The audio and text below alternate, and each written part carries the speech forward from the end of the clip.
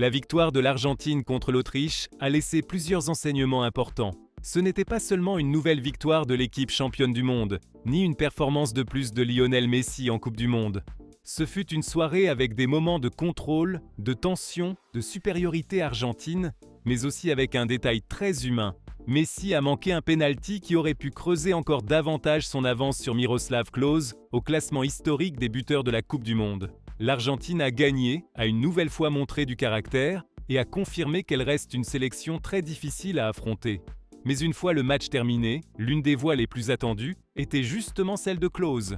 L'attaquant allemand historique, qui a détenu pendant des années le record de 16 buts en Coupe du Monde, s'est exprimé après la rencontre et a évoqué avec beaucoup de respect ce qu'a fait Messi, la performance de l'Argentine et la nouvelle place du capitaine argentin dans l'histoire du tournoi. Messi était déjà arrivé à ce match avec la possibilité de continuer à élargir une marque qui, jusqu'à récemment, semblait presque intouchable. Klose, avec ses 16 buts, était resté pendant des années le meilleur buteur de tous les temps en Coupe du Monde. Mais Messi ne l'a pas seulement rattrapé, il l'a dépassé.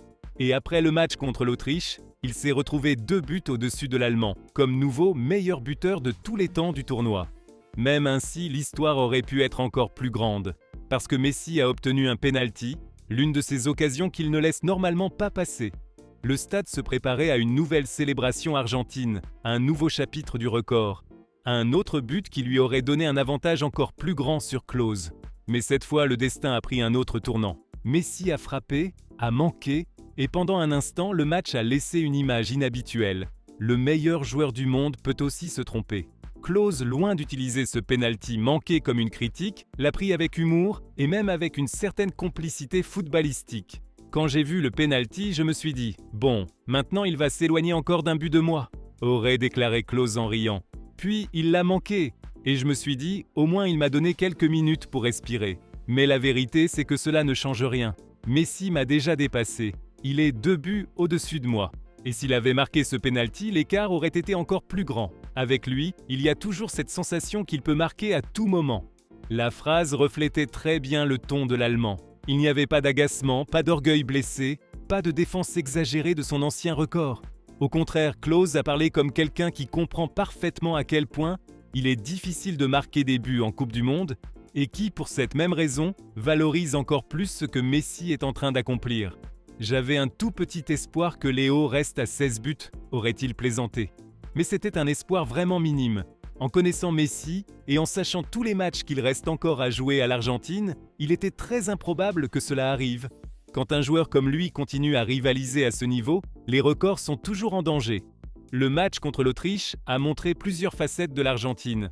Au début, l'Autriche a essayé de la mettre mal à l'aise. Elle est entrée avec intensité, a cherché à presser la relance argentine et a tenté de couper les circuits de passe au milieu de terrain. Ce n'était pas un adversaire passif. L'équipe autrichienne savait que si elle laissait l'Argentine prendre confiance trop rapidement, le match pouvait lui échapper très tôt. C'est pourquoi elle a essayé de jouer avec des lignes compactes, de fermer les espaces dans l'axe, et de forcer la sélection argentine à faire circuler le ballon sur les côtés. Mais l'Argentine a fait preuve de patience. Elle n'a pas paniqué.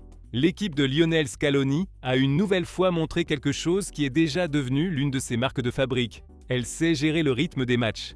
Elle n'a pas besoin d'attaquer désespérément ni de vivre en permanence près de la surface adverse pour créer du danger. Elle peut temporiser, reculer de quelques mètres, faire circuler le ballon d'un côté à l'autre, puis soudainement accélérer lorsque l'espace apparaît. Klose a justement souligné cette maturité. L'Argentine est une équipe qui joue avec beaucoup de calme, aurait-il indiqué. Elle ne ressemble pas à une équipe pressée. Même quand l'Autriche a pressé, l'Argentine n'a pas perdu son sang-froid. Et quand vous avez Messi dans ce genre de match, vous savez que tôt ou tard, il va trouver une action. Et c'est exactement ce qui s'est passé. Messi n'a pas eu besoin d'être présent dans chaque action pour être décisif. Par moments, il redescendait pour recevoir. Par moments, il marchait en cherchant le bon espace. Par moments, il attirait des défenseurs sans toucher le ballon. Mais chaque fois qu'il entrait en contact avec le jeu, l'Autriche devait se réorganiser. 2 joueurs se rapprochaient. La défense reculait de quelques mètres. Le milieu hésitait. C'est l'effet Messi. Avant même de toucher le ballon, il modifie déjà le comportement de l'adversaire.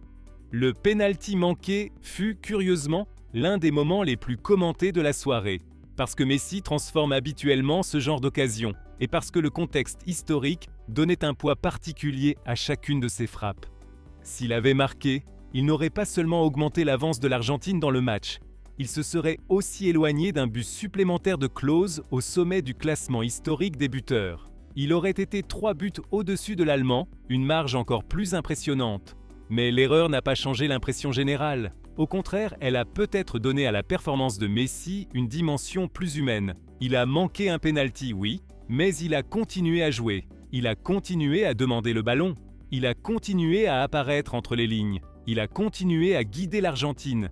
Et cela a également été valorisé par Klose. Manquer un penalty peut arriver à n'importe qui, aurait-il déclaré. L'important, c'est la manière dont un joueur réagit ensuite. Et Messi a réagi comme réagissent les plus grands. Il ne s'est pas caché, il a continué à jouer, a continué à influencer le match et est resté le joueur le plus important sur le terrain. L'Argentine qui de son côté a maintenu le contrôle. L'Autriche a eu quelques moments où elle a essayé de faire monter ses lignes, mais elle n'a jamais réussi à se sentir vraiment à l'aise. La défense argentine a bien répondu, le milieu de terrain a travaillé intelligemment, et l'équipe a trouvé des moyens de sortir de la pression sans perdre sa structure.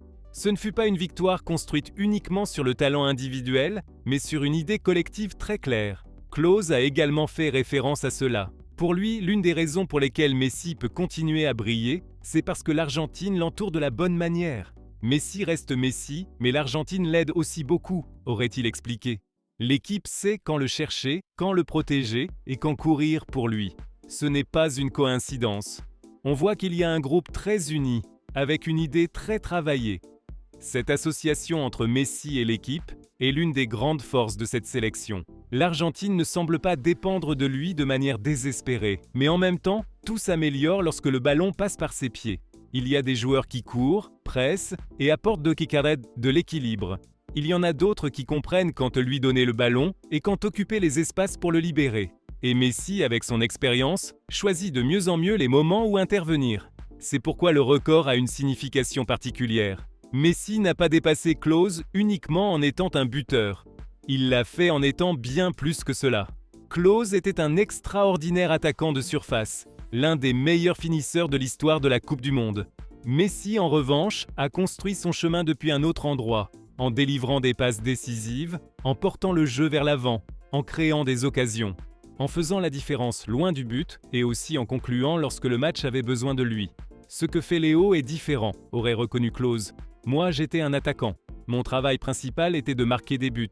Messi peut marquer, mais il peut aussi faire jouer tout le monde. C'est pour cela que son record a autant de valeur. Ce n'était pas seulement le nombre de buts, c'est tout ce qu'il fait autour. La soirée s'est terminée avec l'Argentine célébrant une autre victoire importante et avec Messi une nouvelle fois au centre de la scène. Le penalty manqué s'est resté comme une anecdote forte, parce qu'il aurait pu prolonger encore davantage son avantage historique, mais il n'a pas éclipsé l'essentiel. Messi est déjà au-dessus de Klose. 2 buts d'avance.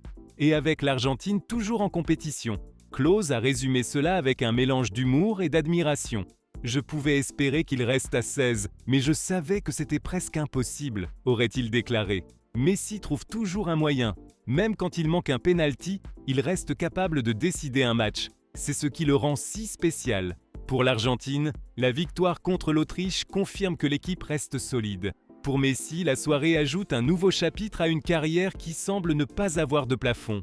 Et pour Klose, perdre le record n'a pas été une raison de ressentiment, mais une occasion de reconnaître la grandeur d'un footballeur qui continue d'élargir sa légende. Messi a déjà dépassé Klose. Le penalty manqué aurait pu lui donner un but d'avance supplémentaire, mais même sans ce but, l'histoire a déjà changé. Le record a désormais un propriétaire argentin. Et chaque match encore à venir peut le rendre encore plus grand.